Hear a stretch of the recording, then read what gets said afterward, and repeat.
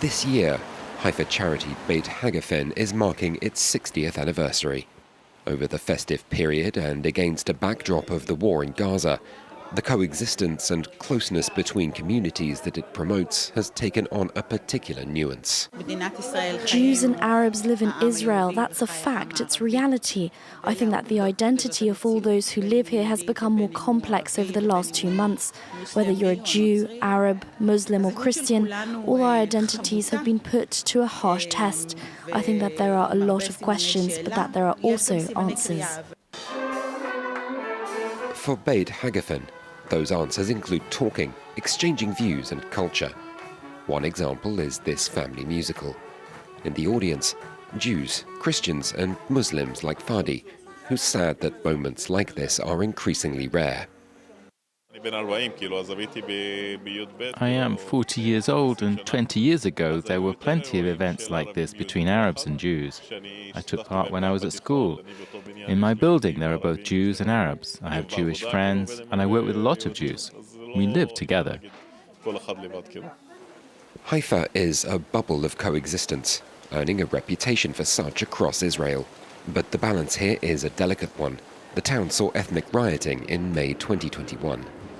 The Arabs who agreed to talk to us all wanted to show their loyalty to Israel, as if they had something to prove.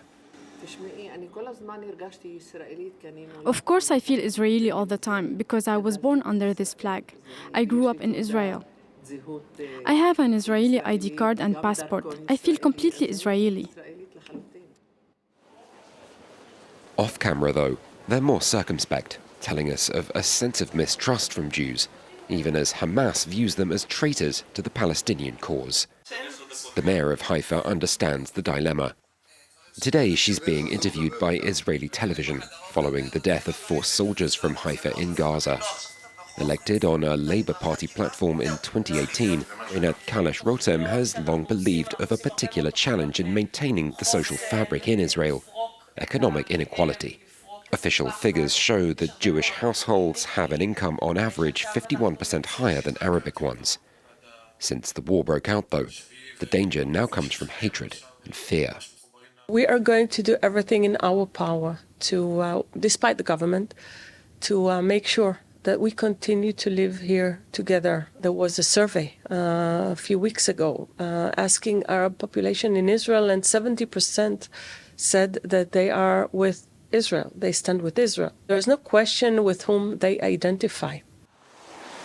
Perhaps for the mayor, but another survey has shown that 90% of Jews expect violent clashes between the respective communities in the near future, with 70% of Arabs saying the same thing.